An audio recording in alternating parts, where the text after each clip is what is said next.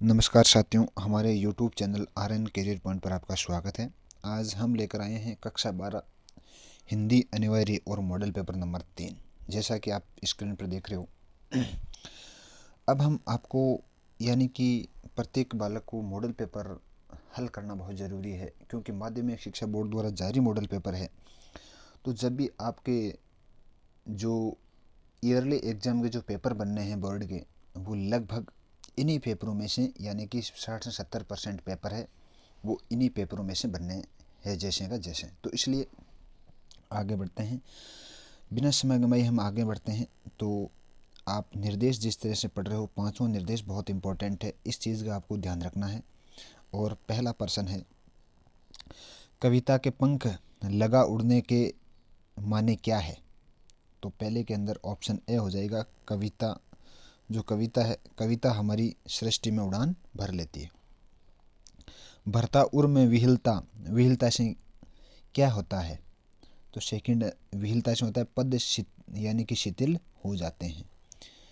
अगला है प्रश्न नंबर 3, बच्चे के घरौंदे में जलाती है दिए, पंक्ति में दिए जलाने का क्या हुआ? जो पंक्ति में है दिए जलाने का क्या हुआ, तो वह है बच्चा खिलखिलाकर हंसने लगा। भक्तिन का दुर्भाग्य भी उससे कम हटी नहीं, पंक्ति में भक्तिन के दुर्भाग्य को हटी क्यों कहा गया है? तो नंबर 4 है, विधवा होते ही परिजन में संपत्ति छीन ली। जो प्रश्न नंबर 4 है उसका बी ऑप्शन है कि उनकी किशोरी युवती होते होते वो विधवा हो गई। व्यक्ति ने अपना व्यवसाय चुनने की स्वतंत्रता न होना क्या कहलाता है? तो पांचवें के अंदर बे है, वो दासता प्रथा कहलाती है। अगला है, पिछले 1-1.5 दशक पूर्व किस विषय पर व्यापक चर्चा हुई है? तो यहाँ पर ऑप्शन नंबर जो 5 जो 6 है उसके अंदर दोनों उपभोक्तावाद और बाजारवाद पर। अगला है, जहाँ विरोध न हो किंतु अर्थ करने पर विरोध सा जान पड़ता है, वहाँ कौन सा अलंकार होता है? तो 7वें के अंदर वह वहाँ विरोधाभास अलंकार माना जाता है। अगला है, नोटिफिकेशन शब्द का शाब्दिक अर्थ क्या है?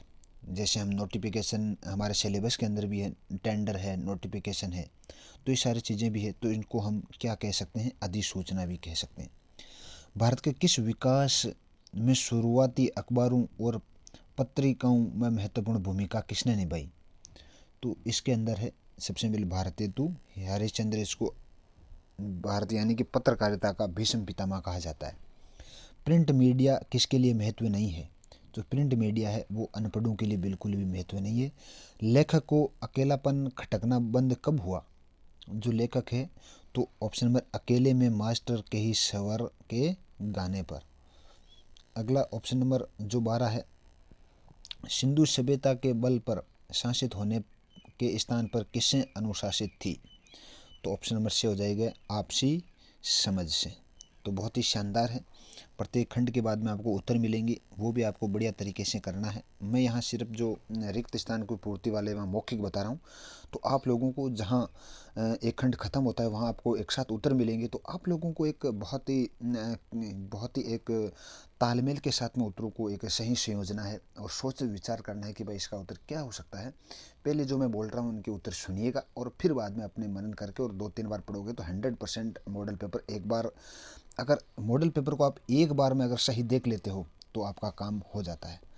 अगला है, श्रद्धांजलि शब्द में अंग्रेजी का शाब्दिक अर्थ है, तो इसको होमोगा बोलते हैं, HOMAGE। अगला है, अजो तेरियानु ही रियो श्रुति सेवक एक अंग काव्य में पंक्ति है, तो यहाँ पर सलेश अलंकार माना जाता है। निकम्मे रहकर मनुष्य की चिंतन शक्ति थक गई, वाक्य में कौन सी शब्द शक्ति है? तो उसको लक्षणा शब्द शक्ति कहते हैं। अगला है, जिस शब्द शक्ति में किसी शब्द में सबसे साधारण लोक प्रचलित अर्थ का बोध होती है, वहाँ कौन सा होता है? वह अभिधा लक्षणा होती है, अभिधा शब्द शक्ति होती है। देवनागरी लिपि का विकास किस यानी कि लिपि से, देवनागरी जो लिपि है उनका विकास किससे हुआ है? तो उनसे ब्राह्मी लिपि हुआ है। मुख से निकलने वाली वांग यंत्र से उच्चारित प्रत्येक स्वतंत्र आवाज़ को हम ध्वनि कहते हैं। बहुत शानदार उत्तर है। और आप जैसे कि हर मॉडल पेपर में अपडेट्स जो गद्यांश और पद्यांश है, ये आपके जो 5-5 या 6-6% 12-13 नंबर के जो क्वेश्चन आते हैं, बहुत ही इंपॉर्टेंट अगर आप पढ़ते अगर। और मैं ये कहता हूँ कि जो अपडेट गद्यांश है वो इसी मॉडल पेपर से में से उठाएगा, चाहे किसी में से उठाए, ये पक्की गारंटी है हमारी। अगला है कि मानव जीवन सर्वतोमुखी विकास ही शिक्षा का उद्देश्य, मनुष्य के व्यक्तित्व में अनेक प्रकार की शक्तियाँ अंतर्निहित रहती है। तो ये पैराग्राफ आपको शानदार तरीके से गद्यांश पढ़ना है। मैं सीधे आपको उत्तर पर चलता हूँ। शिक्षा का उद्देश्य किसे बताया गया और क्यों? शिक्षा का उद्देश्य मानव जीवन को सर्वोन्नत यानी कि सर्वांगीण विकास के लिए बताया गया। स्वतंत्र शब्द का पर्यायवाची शब्द आपको छांट कर लिखना है, तो इसका मुक्त भी हो सकता है। मनुष्य में ज्ञान चेतना का उदय किसके द्वारा होता है? मनुष्य का जो ज्ञान चेतना उदय शिक्षा के द्वारा ही हो सकता है, इसके अलावा कोई चारा नहीं है। मनुष्य का व्यक्तित्व में क्या निहित है? जो मनुष्य है उसके व्यक्तित्व में यानी कि अनेक प्रकार की शक्तियाँ निहित है। मानव की प्रकृति का सर्वाधिक श्रेय किसे दिया जाता है? तो मानव प्रकृति है उसका सर्वाधिक मनुष्य की जो ज्ञान है चेतना को दिया जाता है। प्रस्तुत जो गद्यांश पद्यांश है, गद्यांश है उसके अंदर उचित शीर्षक है कि शिक्षा का उद्देश्य और शिक्षा का महत्व है। इसलिए अगर आप पैराग्राफ को गद्यांश पद्यांश को अगर सही पढ़ते हो तो उत्तर आप आराम से कर सकते हो। जैसे पद्यांश है कि मेरी भूमि तो है पुण्य वहीं भारती, सो नक्षत्र लोक करे आके आप आरती, नित्य निये अंकुर असंख्य वहाँ फूटते, फूल झड़ते फल पटकते टूटते। तो ये बहुत शानदार पद्यांश है, इसको आपको पढ़ना है और उसके बाद में मैं सीधे आपको उत्तर ले चलता हूँ। कवि ने पुण्य भूमि किसे और क्यों कहा गया है? कवि ने पुण्य भूमि क्योंकि यहाँ सैकड़ों नक्षत्र और उनकी आरती उतारते। हिमाचल प्रदेश की क्या विशेषता बताई गई है? हिमाचल प्रदेश से पेड़ पौधे लताओं नए अंकुर फूटते फलते रहते हैं। दुख जो न हो फिर भी सुख में हो सत्य सत्व क्या है? इस कथन का तात्पर्य स्पष्ट करना है। तो नंबर 3 है, उनका जो उत्तर है वो है कि सांसारिक जीवन में दुखों का सामना करने पर जब दुख मिलते हैं तो उनके महत्व ज्ञात हो जाता है। दुख का संसार और दुखों को उभरने पर ही महसूस होता है। पृथ्वीवासियों को नित्य नए क्यों कहा जाता है? जो इस धरती पर जो हमेशा जो परिवर्तन होते रहते हैं उसको नित्य नए कहा जाता है।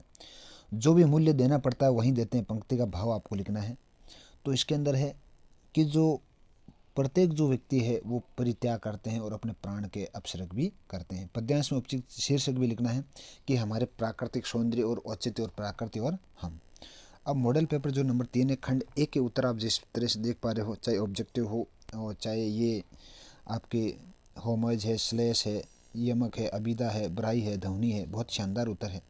इसके बाद में जो गद्यांश पद्यांश के जो आप उत्तर देख रहे हो, सबसे पहले पद्यांश गद्यांश है इनके उत्तर देख रहे हो, उसके बाद में जो पद्यांश है इनके आप उत्तर अच्छी तरीके से देख रहे हो। तो आपको अच्छी तरीके से मनन करना है और सोच विचार करके अपने पढ़ाई को आगे बढ़ाना है। तो इस तरह से आप लोग ये देख पा रहे हो, मॉडल पेपर आप प्रत्येक मॉडल पेपर में लाए, मैं कहता हूँ कि 100% आपके नंबर वो 90% जरूर बनेंगे। अगला खंड ब है। खंड बे के अंदर है कि जन संचार माध्यमों में कौन कौन से कार्य है समझाएं। तो जन संचार माध्यम का जो मुख्य कार्य क्या है कि प्रत्येक जो जन संचार है उसका माध्यम है कि प्रत्येक व्यक्ति को सूचना देना, है ना। प्रत्येक व्यक्ति, जैसे आज अब देखो ये जो आप लोग मोबाइल से पढ़ रहे हो, है ना, कोई लैपटॉप से पढ़ रहा है, तो ये शिक्षित करना ये भी क्या है, जनसंचार का मुख्य काम है। मनोरंजन कराना, क्योंकि आज जैसे चुटकुले वगैरह भी आप लोग देखते हो तो ये मनोरंजन का साधन भी है। अगर मान लिया कोई व्यक्ति अगर अकेला है और फ़ोन लेकर बैठ गया तो उसको महसूस नहीं होता है कि भाई मैं अकेला हूँ, तो वहाँ पर भी बहुत फ़ायदा होता है। तो ये सारी चीज़ें लिखना है आपको। अगला प्रश्न है कि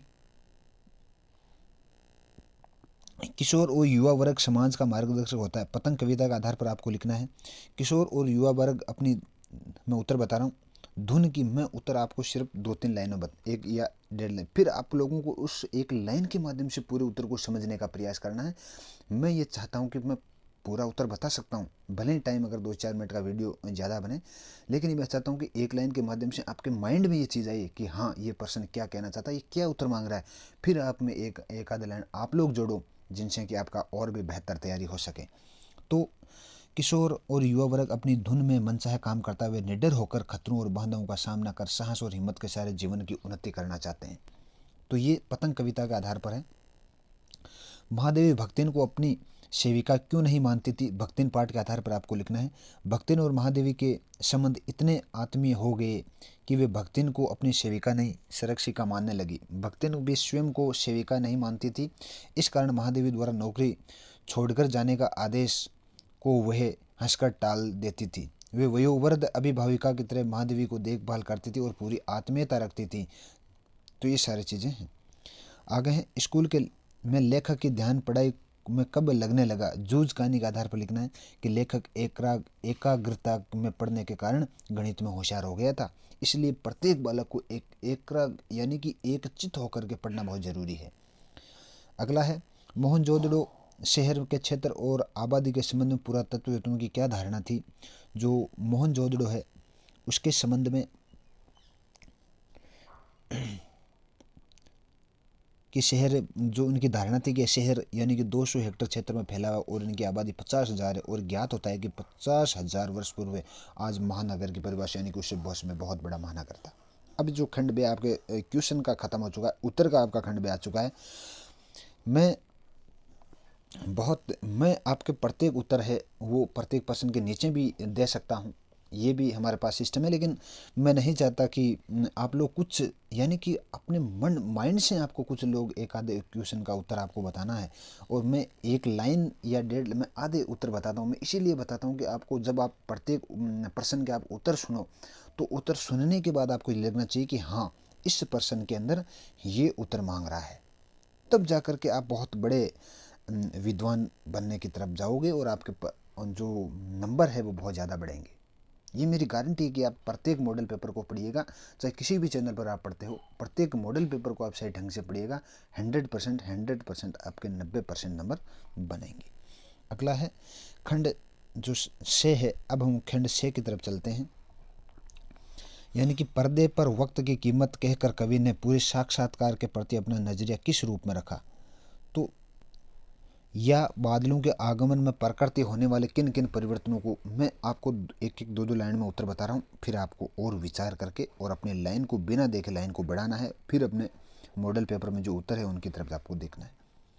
अगला है दूरदर्शन पर साक्षात्कार के प्रति कवि ये दृष्टिकोण व्यक्त किया कि दूरदर्शन पर कार्यक्रम दिखाना काफ़ी महंगा पड़ता है और साक्षात्कारता के कार्यक्रम दिखाने के लिए निर्धारित समय दिया जाता है। तो यहाँ पर एक पर्दे का जो वक्त की कीमत है उसके आधार पर आपको लिखना है। बादल और आगमन की प्रकृति पर इसका भी उत्तर बताता हूँ। बादलों के आगमन की प्रकृति में अनेक परिवर्तन आ जाते हैं। बादलों पर गर्जना, बिजली के कड़कने, मूसलाधार बरसने से भय का वातावरण बना रहता है। बिजली गिरने पर भी बड़े बड़े लता और वृक्ष धराशायी हो जाते हैं। तो यहाँ बादल के आगमन की प्रकृति पर किन किन चीज़ों का परिवर्तन होता है ये आपको सोच कर लिखना है। मैंने उत्तर आपको क्या मांग रहा है एक दो लाइनों बता दिया है।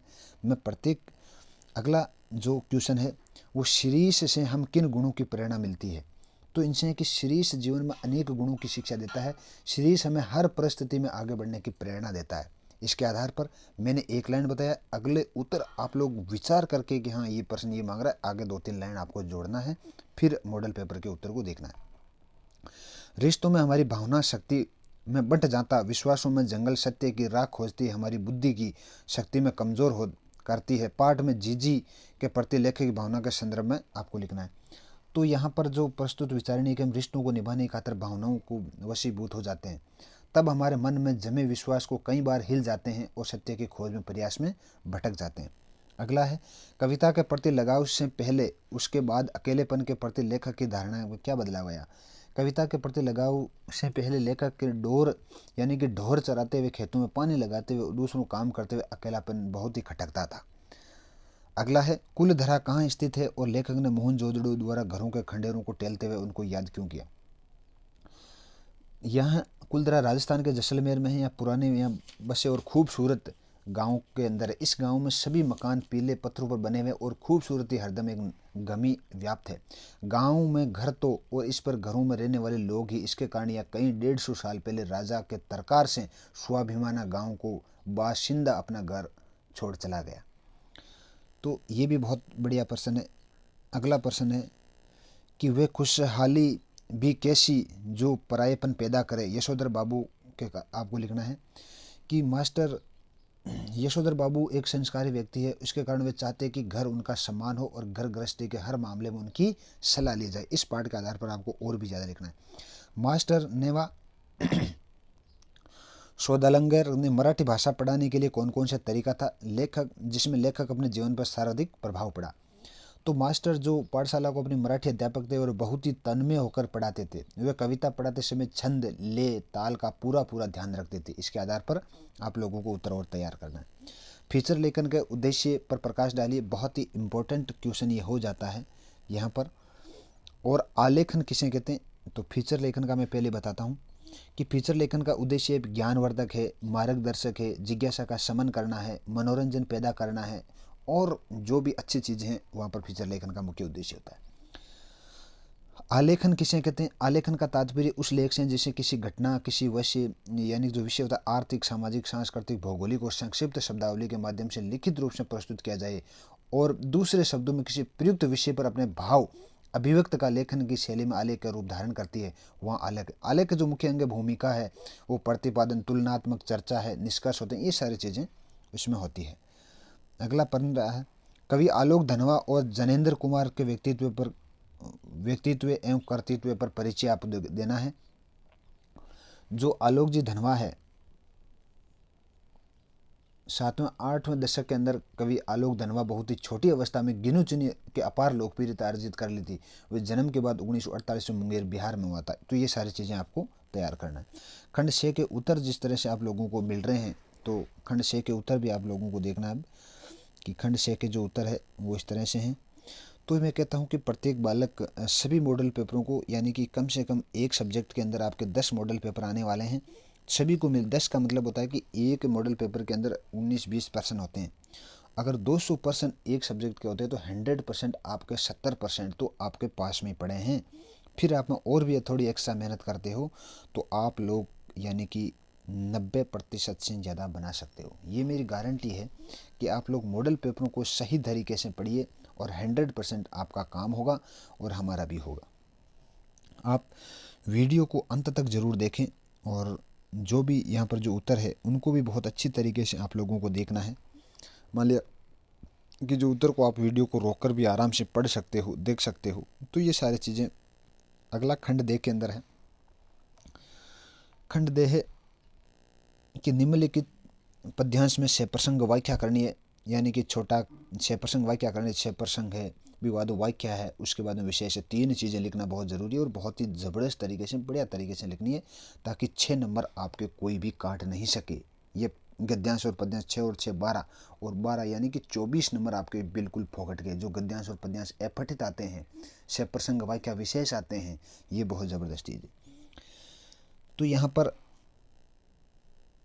16वां जो प्रश्न है वो 6 प्रसंग वाक्य है। जैसे में आप लोग ये देख पा रहे हो, जैसे इसमें प्रस्तुत काव्यांश में कवि उमाशंकर जोशी लिखित उनकी कविता छोटा मेरा खेत से लिया गया है। उसमें स्वयं को कर सके समान मानकर अपने भावों को, खेती को साहित्य की रचना में प्रकाश डाला गया है। तो ये सारी चीज़ें आपको दोनों को पढ़ना है। और मैं निज रोदन के लिए राग लिए फिरता हूँ शीतलवाणी में, ये बहुत इंपॉर्टेंट है, बहुत ही इम्पोर्टेंट है ये चीज़। तो ये आपके 100% आ सकता है। अगला जो गद्यांश होगा उसके बाद भी आपको 6 प्रसंग वाक्य और विशेष करनी है। तो मैं ये चीज़ें आपको नहीं बताऊंगा क्योंकि आपको स्वयं आप ज़्यादा तैयार करोगे। अगर मान लिया कि आपको पढ़ा हुआ भी नहीं आता तो आप अच्छी तरीके से कर पाओगे। तो बाजार एक जादू है और वे जादू की आँख की राह काम करता है। रूप का जादू है, जैसे चुंबक का जादू लोहे पर चलता है वैसे ही जादू भी मर्यादा है और वो भी मन का खाली है। तो यहाँ जिस तरह से आप देख पा रहे हो कि अथवा के अंदर भी है, 17वें प्रश्न के अंदर है कि जैसे मैं बता रहा हूँ कि प्रस्तुत जो गद्यांश है जनेंद्र कुमार द्वारा लिखित निबंध बाजार दर्शन से लिया गया है। इसकी व्याख्या भी करनी है। विशेष के अंदर लेखक अपने मन को खाली होने का कारण यथोचित प्रकाश डालता है। खड़ी बोली भाषा का प्रयोग किया गया, सरल भाषा सहज और व्यंग्यपूर्ण किया गया। अथवा का भी आपको करना है 6 प्रसंग के अंदर कि लेखक हजारी प्रसाद द्विवेदी से लिया गया है। जो अगला जो 18वां पेयजल की आपूर्ति के संबंध में विशिष्ट शासन सचिव की ओर से अजमेर मंडलायुक्त को एक अर्धशासकीय पत्र लिखिए जिसमें पूर्ण विवरण भेजने का निर्देश हो। ये तो आपको रट्टा मार लेना, अर्धशासकीय पत्र। तो तो अर्थशास्त्र के पत्र के अंदर सबसे पहले हम लोग क्या करते हैं, प्रेषक लिखते हैं, यानी कि विशिष्ट शासन सचिव, स्वायत्त शासन विभाग राजस्थान सरकार, शासन सचिवालय जयपुर, प्रेषित यानी कि श्रीमान मंडलायुक्त अजमेर, पत्र संख्या लिखनी है। उधर आपके जो दाईं तरफ है वो दिनांक लिखनी है, फिर प्रिय राठौड़ जी लिखनी है, फिर इसमें जो भी विषय आता है पूरा आपको लिखना है, और उसके बाद में आपको नीचे बहुधीय हस्ताक्षर भी आप लोगों को करना है। तो जो प्रश्न नंबर 19 में है कि भारत के निम्नलिखित विषयों में किसी एक विषय पर सार गर्भित निबंध भी आप लोगों को लिखना है, जैसे आत्मनिर्भर भारत है, बढ़ता भ्रष्टाचार है, यानी कि तो खंड देख के उत्तर आप लोगों को जिस तरह से देख पा रहे हो। तो मैं कहता हूं कि अगर आप चैनल पर नए हो तो चैनल को सब्सक्राइब, लाइक और ज़्यादा से ज़्यादा शेयर भी कीजिएगा, ताकि आप लोग अच्छी तरीके से आपके उत्तर है तक हम पहुंच सकें। ये कहाँ चले गए, हम खंड से आ गए हैं ना, हमें खंड दे के अंदर आ जाना है। तो मैं खंड दे की तरफ चलता हूँ। ये तरह के क्वेश्चन है, और यहाँ पर जो ये दे के खंड दे के जो प्रसंग वाक्य विशेष है, ये सारी चीज़ें आपको अच्छी तरीके से तैयार करना है। और फिर बाद में जो आपके प्रश्न नंबर 18 है, 18 बहुत ही शानदार प्रश्न है, आपको अच्छी तरीके से इनको तैयार करना है, जो कि आपके अर्थशास्त्र के पत्र है। और फिर बाद में आपको एक अभियान के ऊपर भी आपको जो निविदा भी तैयार करनी है, वो भी बहुत अच्छी तरीके से। आत्मनिर्भर भारत के संकेत बिंदु आप जैसे लोगों को मिलेंगे, संकेत बिंदु, प्रस्तावना, आत्मनिर्भर भारत के 5 स्तंभ, आत्मनिर्भर के उपाय लाभ, ये सारी चीज़ों पर आपको लिखना है। तो अच्छी तरीके से ये तैयार करना है। और अगर आप अच्छी तरीके से सभी मॉडल पेपरों को अगर बारी बारी से पढ़ोगे तो मैं ये आपको 100% कह सकता हूँ कि आपके 90% से ज़्यादा अंक बनेंगे। तो सभी मॉडल पेपरों को लगातार आप आराम से मॉडल को शुरू से लेकर के अंत तक आराम से देखिएगा, आपके समझ में आएगा। और प्रत्येक खंड के क्वेश्चन के बाद में प्रत्येक खंड के उत्तर भी आपको लगातार यहाँ मिल रहे हैं। तो आपको मनन करना है, अच्छी तरीके से सोच विचार के आपको पढ़ना है, और अच्छी तरीके से आप लोगों को तैयारी भी करना है। तो आज के लिए इतना ही। जय हिंद, धन्यवाद।